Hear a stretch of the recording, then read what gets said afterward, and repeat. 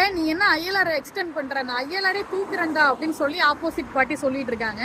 நம்ம அதெல்லாம் நிறைய பேர் அதை கேட்டுட்டு ஜர்க் ஆகிருப்போம். பட் விஷயம் என்ன அப்படின்னா, நம்ம ஊர்ல இப்ப நாளைக்கு எலெக்ஷன் வரப்போகுது அப்படின்னா ஆப்போசிட் பார்ட்டிஸ் எல்லாம் நான் ஆட்சிக்கு வந்தா இதை பண்ணுவேன் அதை பண்ணுவேன்னு சொல்லதான் செய்வாங்க.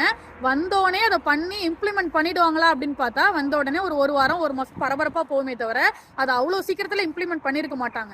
ஸோ இது வந்துட்டு இங்கேயும் அதுதான் நடக்க போகுது அப்படின்னு சொல்றீங்களான்னு கேட்டா அப்படி கிடையாது. பட் இந்த மாதிரி சொல்ற விஷயம் அப்படின்றது, நான் ஆட்சிக்கு வந்தா இதை பண்ணுவேன் அப்படின்னு சொல்றது ஒரு கேஷுவலான விஷயம் தான். அதை நம்ம பெருசா இப்போதைக்கு எடுத்துக்க தேவையில்ல. சொல்ல போனா இந்த ஐஎல்ஆர் அப்டேட்டை பத்தி நம்ம பெருசா இப்ப எடுத்துக்காம அது கன்ஃபார்ம் ஆனா பாத்துக்கலாம் அப்படின்னு சொல்லிட்டு தட்டி விட்டு போறதுதான் நல்லது. ஏன்னா நைட்டு கண்ணு மூடி காலையில கண்ணு முழிச்சா என்ன ரூல்ஸ் அப்டேட் வரும் அப்படின்னு யோசிக்கிறதே நமக்கு பெரிய கன்ஃபியூஷன்ஸா ஓடிட்டு இருக்கும். இப்படிதான் இருந்துட்டு இருக்கும் ஐஎல்ஆர் பத்தி. சொல்ல போனா இன்னைக்கு ஐஎல்ஆர்ல இந்த டிஸ்கஷன் நடந்துச்சு, இதை பத்தி அப்படி டிஸ்கஸ் பண்ணாங்க இப்படி டிஸ்கஸ் பண்ணாங்கன்னு சொல்லிட்டு இருக்காங்களே தவிர என்ன ஜோக் காட்டுறீங்களா அப்படின்ற மாதிரி பண்றாங்களே தவிர அதை பத்தி இன்னும் ஒரு கன்ஃபர்மேஷன் வரவே இல்லை.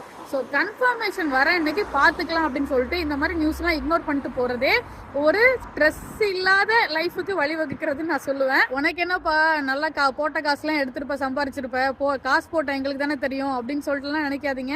ஏன்னா நானும் எக்கச்சக்க காசு போட்டிருக்கேன், போட்ட காசுலாம் இன்னும் எடுத்து முடியல.